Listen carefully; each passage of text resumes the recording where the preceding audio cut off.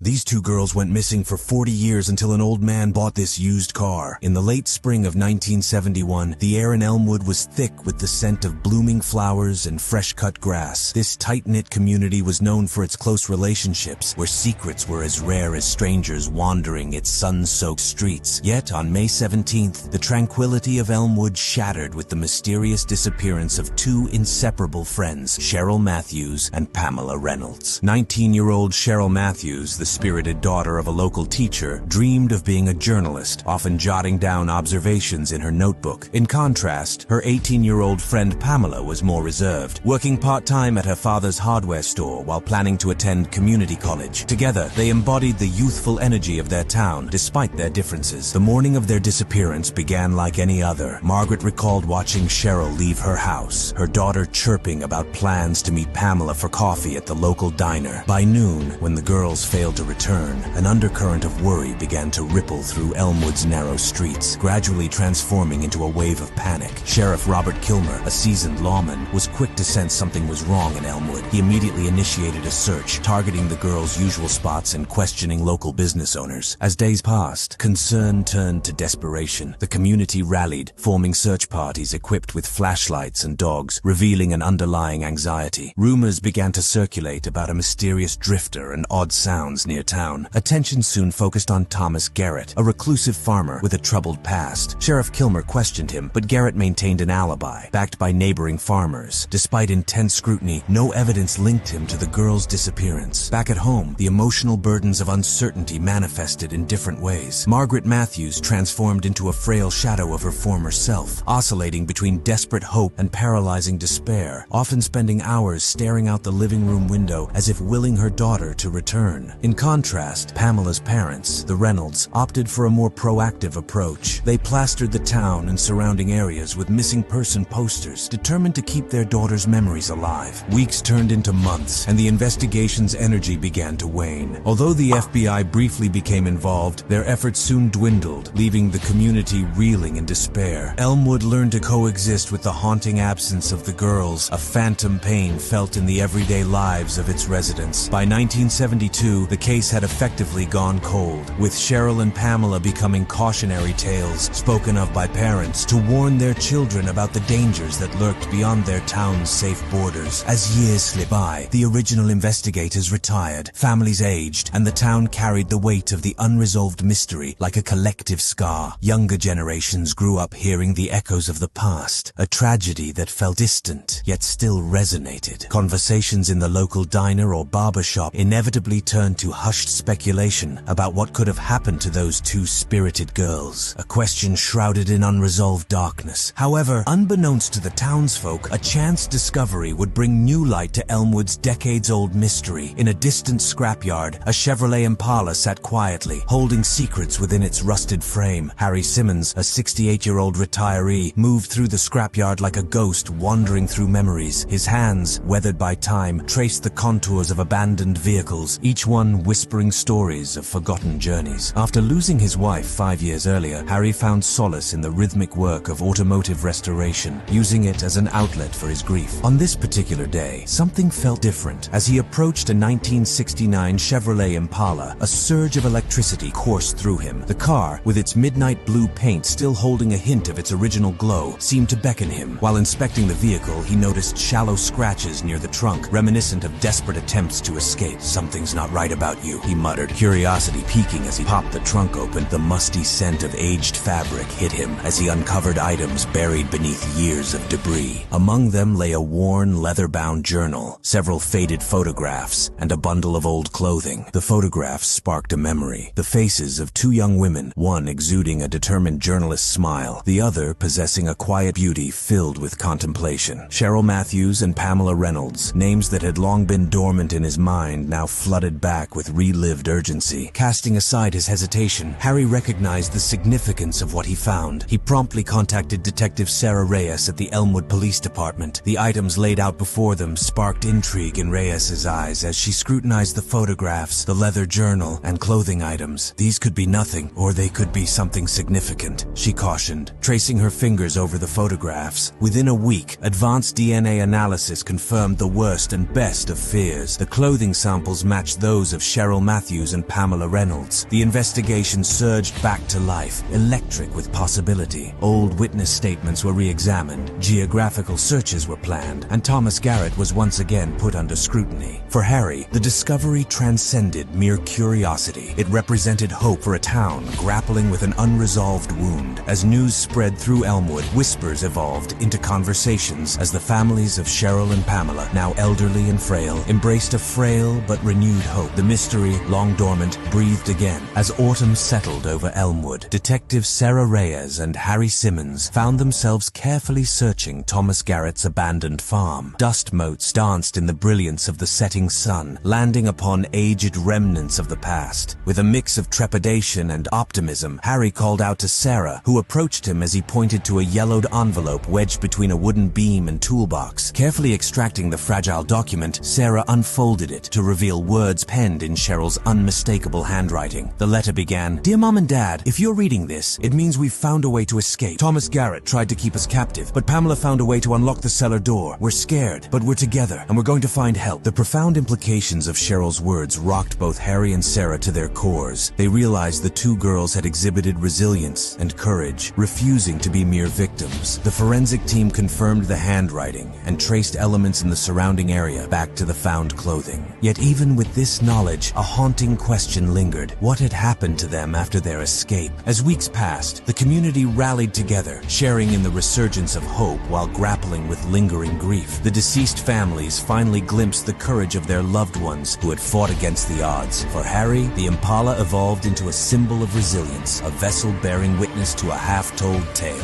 At Elmwood Town Hall, Detective Reyes stood before the townsfolk, carefully relaying their findings. While we cannot definitively say what happened to Cheryl and Pamela after their escape, we know they were not passive victims. Their bravery is undeniable. A complex mixture of relief and unresolved sorrow filled the room as the families and residents wept for the pain they had collectively borne for decades. As autumn painted Elmwood in warm hues, the town began to heal. Though the complete truth remained elusive, the darkness that had once enveloped their existence felt just a bit lighter. In the local museum, a small exhibit was curated, with the Chevrolet Impala proudly displayed alongside photographs, the letter, and mementos that told their story of unexpected bravery. A plaque on display read, "Sometimes hope is found in the fragments we leave behind," reminding the town of their resilience. As Harry frequently visited the museum, standing before the Impala, he reflected on how a simple discovery had illuminated a decades-old darkness.